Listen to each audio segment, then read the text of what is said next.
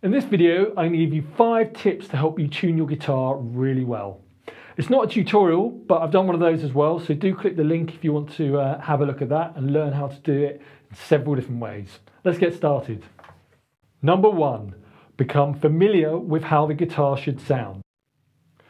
So, to become familiar with how the guitar sounds, I'd really recommend you buy an electric tuner. It might sound like a bit of a cheat if you're learning to tune, but it really helps you just to know how it should sound, get used to that.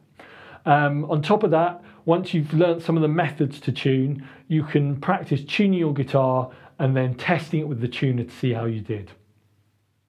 Number 2, listen to the beat tones. Not many of us can identify a note when we hear it. There's a few people with perfect pitch who can just say, yes, that's an E or that's an A. But the good news is we don't need to. What we do need to be able to do is identify the beat tones. To understand what these are, we need to know what we're listening to when we hear a note played on the guitar. There's 2 key parts you need to know about. There's the fundamental and there's the overtones containing the harmonics. The fundamental is essentially the fundamental part of the note. So if you play an A note, it will be an A. It's the lowest part of the note. It's the lower register. The overtones, on the other hand, are the rest of the information that we hear. They contain harmonics. To really understand these, it'd be worth you looking it up on Wikipedia or somewhere else and reading through it. But for our purposes, you just need to know that they are the upper part of the register, and this is where the beat tones are. They're created by the harmonics in 2 slightly out of tune notes clashing. When the beat tones stop, we're in tune. So I'll demonstrate this to you now so you can understand exactly what they are. I'm going to play 2 notes that are slightly out of tune with each other.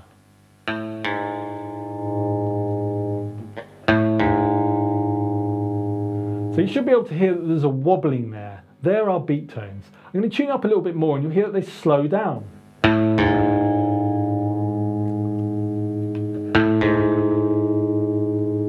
So they're clear and you can hear they slowed down. Our goal is to tune up until they kind of plateau and the beat tones stop. So have a listen to this.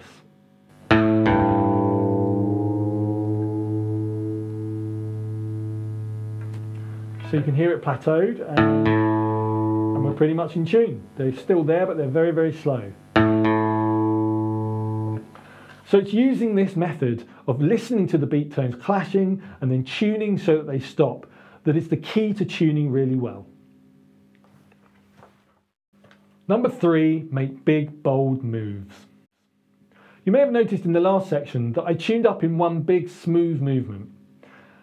It's very easy when you're a beginner to get caught up in lots of fine adjustments, but what tends to happen is you just kind of go around in circles, going a bit above, a bit below, a bit above. So it's a lot easier if you make sure that you're right below the note and then tune up in one movement. Aside from the simplicity of it, you'll also get used to the sound of the beat tones slowing and kind of plateauing. So when I'm tuning, my first move would be to drop the note down way below so I know it's below where I want to be. So you can hear I'm quite close there. Now I'm way below, so I know I'm below, and I can now practice going up with that one smooth movement.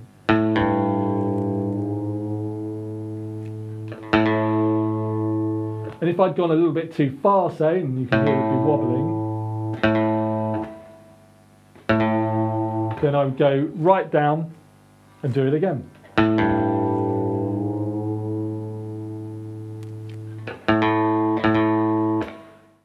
Number 4, learn a range of tuning techniques.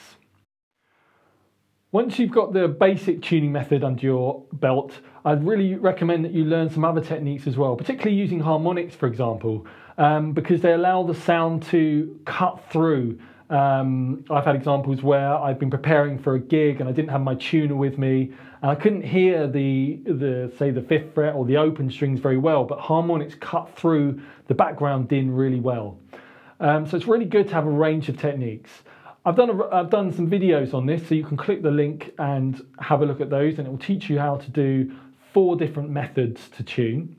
On top of that, it's also worth learning how to tune the bottom string. So it's good to have a tuner so that you can get your 6th string tuned up, but many recorded tracks are actually not tuned to concert pitch, maybe because they didn't use a tuner, or maybe because they sped up the tape after it's recorded or pitch shifted it. It could be a range of reasons. Plus also you might want to play with a group and not always use a tuner, just tune up with each other. So it's really worth getting that under your belt as well. There's also a video for that, so do click the link. Number 5, you can't tune a guitar perfectly. It was Pythagoras, the Greek mathematician and philosopher, who devised the system of tuning we use.